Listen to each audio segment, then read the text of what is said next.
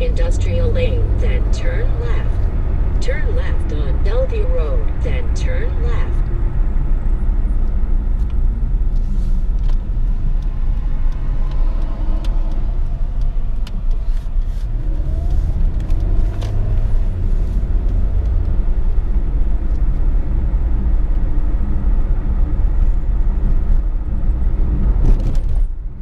Largest shareholder, with approximately 7% of the company's stock. Iger flew up to Emeryville to meet Jobs and jointly announced the deal to the Pixar workers. But before they did, Jobs sat down alone with Lasseter and Catmull.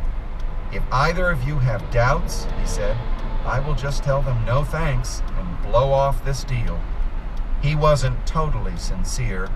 It would have been almost impossible to do so at that point, but it was a welcome gesture. "I'm good," said Lasseter. "Let's do it," Catmull agreed. They all hugged, and Jobs wept. Everyone then gathered in the atrium. "Disney is buying Pixar," Jobs announced. There were a few tears, but as he explained the deal, the staffers began to realize that in some ways it was a reverse acquisition. Catmull would be the head of Disney Animation, Lasseter its chief creative officer. By the end, they were cheering. Iger had been standing on the side, and Jobs invited him to center stage. As he talked about the special culture of Pixar and how badly Disney needed to nurture it and learn from it, the crowd broke into applause. "My goal has always been not only to make great products, but to build great companies," Jobs later said. "Walt Disney did that, and the way we did the merger, we kept Pixar as a great company and helped Disney remain one as well."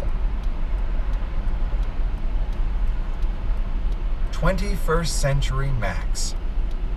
Setting Apple apart. In hindsight, some of Apple's Macintosh designs may seem a bit too cute, but other computer makers were at the other extreme. It was an industry that you'd expect to be innovative, but instead it was dominated by cheaply designed generic boxes. After a few ill-conceived stabs at painting on blue colors and trying new shapes, companies such as Dell, Compaq, and HP commoditized computers by outsourcing manufacturing and competing on price. With its spunky designs and its path-breaking applications like iTunes and iMovie, Apple was about the only place innovating. Apple's innovations were more than skin deep. Since 1994, it had been using a microprocessor called the PowerPC that was made by a partnership of IBM and Motorola. For a few years, it was faster than Intel's chips, an advantage that Apple touted in humorous commercials. By the time of Jobs' return, however, Motorola had fallen behind in producing new versions of the chip. Jobs secretly began planning to move Apple off the Motorola IBM PowerPC chip and to adopt instead Intel's. This would not be a simple task. It was akin to writing a new operating system. After the public announcement in 2005, Bill Gates was amazed. Designing crazy colored cases did not impress him, but a secret program to switch the CPU completed seamlessly and on time was a feat he truly admired. If you'd said, "Okay, we're going to change our microprocessor chip and we're not going to lose a beat," that sounds impossible, he told me years later when I asked him about Jobs' accomplishments. They basically did that. Round 1. Memento Mori. Jobs would later speculate that his cancer was caused by the grueling year that he spent, starting in 1997, running both Apple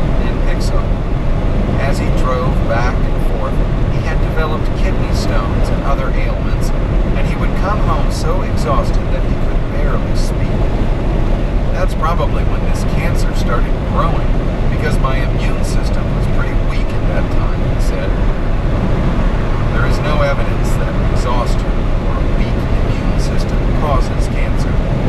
However, his kidney problems did indirectly lead to the detection of his cancer.